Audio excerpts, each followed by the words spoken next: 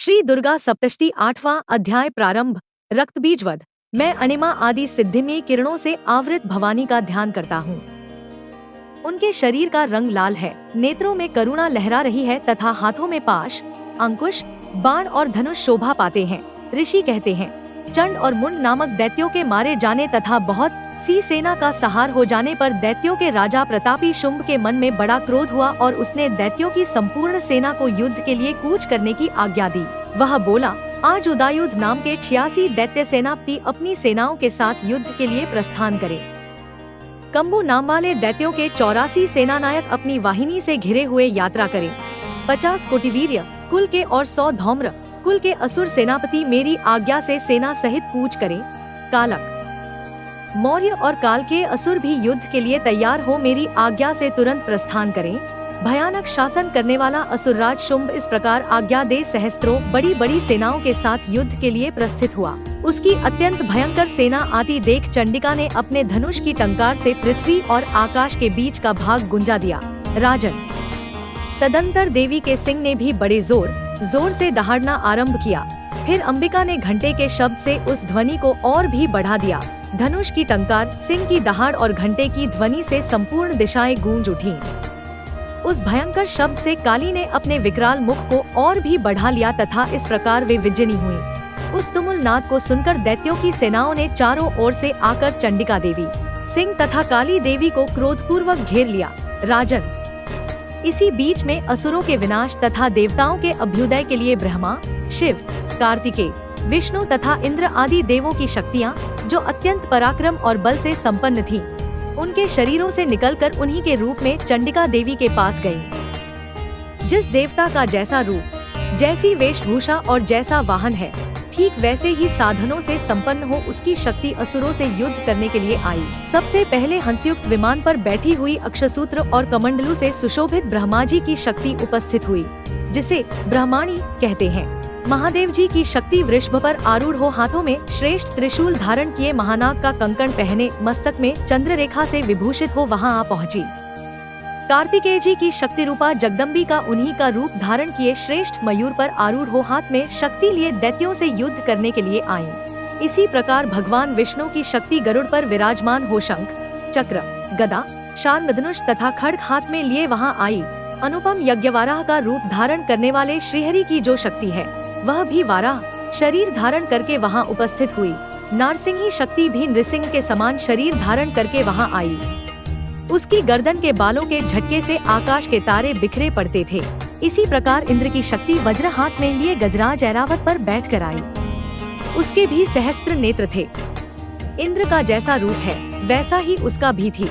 तदंतर उन देव शक्तियों से घिरे हुए महादेव जी ने चंडिका से कहा, मेरी प्रसन्नता के लिए तुम शीघ्र ही इन असुरों का संहार करो। तब देवी के शरीर से अत्यंत भयानक और परम उग्र चंडी का शक्ति प्रकट हुई, जो सैकड़ों गीदड़ियों की भांति आवाज करने वाली थी। उस अपराजिता देवी ने धूमिल जटा वाले महादेव जी से कहा, भगवन, आप शुंभ, निशुंभ के पास दूत बनकर जाइए और उन अत्यंत गर्वीले दानव शुंभ एवं निशुंभ दोनों से कहिए, साथ ही उनके अतिरिक्त भी जो दानव युद्ध के लिए वहां उपस्थित हों, उनको भी यह संदेश दीजिए, दैत्यों, यदि जीवित रहना चाहते हो तो पाताल को लौट जाओ। इंद्र को त्रिलोकी का राज्य मिल जाए और देवता यज्ञ भाग का उपभोग करें।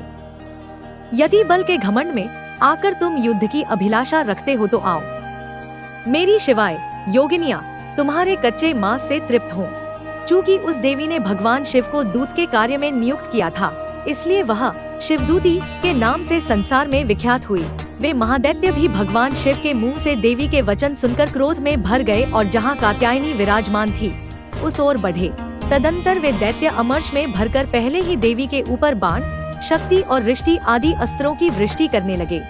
तब देवी ने खेल में ही धनुष टंकार की और उससे छोड़े हुए बड़े बड़े बाणों द्वारा दैत्यों के चलाए हुए बाण, शूल, शक्ति और फरसों को काट डाला। फिर काली उनके आगे होकर शत्रुओं को शूल के प्रहार से विदीर्ण करने लगी और खटवांग से उनका कचूमर निकालती हुई रणभूमि में विचरने लगी। ब्रह्माणी भी जिस ओर दौड़ती, उसी ओर अपने कमंडलू का जल छिड़ककर शत्रुओं के ओज और पराक्रम को नष्ट कर देती थी।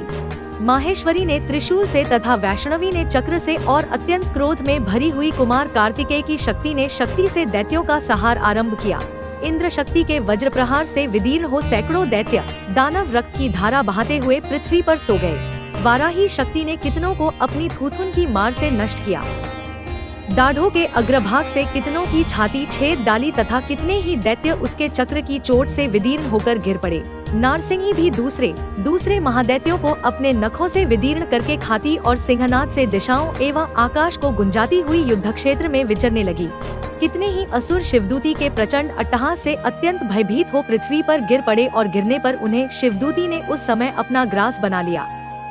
इस प्रकार क्रोध में भरे हुए मातृगणों को नाना प्रकार के उपायों से बड़े बड़े असुरों का मर्दन करते देख दैत्य सैनिक भाग खड़े हुए। मातृगणों से पीड़ित दैत्यों को युद्ध से भागते देख रक्तबीज नामक महादैत्य क्रोध में भरकर युद्ध करने के लिए आया। उसके शरीर से जब रक्त की बूंद पृथ्वी पर गिरती तब उसी के समान शक्तिशाली एक दूसरा महादैत्य पृथ्वी पर पैदा हो जाता। महासुर रक्तबीज हाथ में गदा लेकर इंद्र शक्ति के साथ युद्ध करने लगा। तब ऐन्द्री ने अपने वज्र से रक्तबीज को मारा। वज्र से घायल होने पर उसके शरीर से बहुत सा रक्त चूने लगा और उससे उसी के समान रूप तथा पराक्रम वाले योद्धा उत्पन्न होने लगे। उसके शरीर से रक्त की जितनी बूंदें गिरीं, उतने ही पुरुष उत्पन्न हो गए। वे सब रक्तबीज के समान ही वीर्यवान, बलवान तथा पराक्रमी थे। वे रक्त से उत्पन्न होने वाले पुरुष भी अत्यंत भयंकर अस्त्र शस्त्रों का प्रहार करते हुए वहां मातृगणों के साथ घोर युद्ध करने लगे। वज्र के प्रहार से जब उसका मस्तक घायल हुआ तब रक्त बहने लगा और उससे हजारों पुरुष उत्पन्न हो गए। वैष्णवी ने युद्ध में रक्तबीज पर चक्र का प्रहार किया तथा ऐन्द्री ने उस दैत्य सेनापति को गदा से चोट पहुंचाई। वैष्णवी के चक्र से घायल होने पर उसके शरीर से जो रक्त बहा और उससे जो उसी के बराबर आकार वाले सहस्त्रों महादैत्य प्रकट हुए, उनके द्वारा संपूर्ण जगत व्याप्त हो गया। कौमारी शक्ति से वाराही ने खड्ग से और माहेश्वरी ने त्रिशूल से महादैत्य रक्तबीज को घायल किया। क्रोध में भरे हुए उस महादैत्य रक्तबीज ने भी गदा से सभी मातृ शक्तियों पर पृथक पृथक प्रहार किया। शक्ति और शूल आदि से अनेक बार घायल होने पर जो उसके शरीर से रक्त की धारा पृथ्वी पर गिरी, उससे भी निश्चय ही सैकड़ों असुर उत्पन्न हुए। इस प्रकार उस महादैत्य के रक्त से प्रकट हुए असुरों द्वारा संपूर्ण जगत व्याप्त हो गया। इससे उन देवताओं को बड़ा भय हुआ। देवताओं को उदास देख चंडिका ने काली से शीघ्रतापूर्वक कहा, चामुंडे, तुम अपना मुख और फैलाओ तथा मेरे शस्त्रपात से गिरने वाले रक्त बिंदुओं और उनसे उत्पन्न होने वाले महादैत्यों को तुम अपने इस उतावले मुख से खा जाओ। इस प्रकार रक्त से उत्पन्न होने वाले महादैत्यों का भक्षण करती हुई तुम रण में विचरती रहो।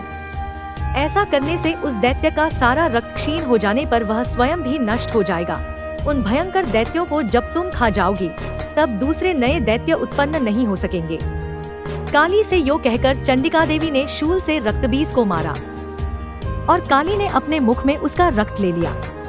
तब उसने वहां चंडिका पर गदा से प्रहार किया, किंतु उस गदापात ने देवी को तनिक भी वेदना नहीं पहुंचाई।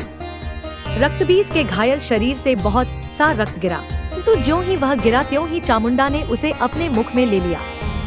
रक्त गिरने से काली के मुख में जो महादैत्य उत्पन्न हुए उन्हें भी वह चट कर गई और उसने रक्तबीज का रक्त भी पी लिया। तदंतर देवी ने रक्तबीज को, जिसका रक्त चामुंडा ने पी लिया था, वज्र, बाण, खड्ग तथा रिष्टि आदि से मार डाला। राजन, इस प्रकार शस्त्रों के समुदाय से आहत एवं रक्तहीन हुआ महादैत्य रक्तबीज पृथ्वी पर गिर पड़ा।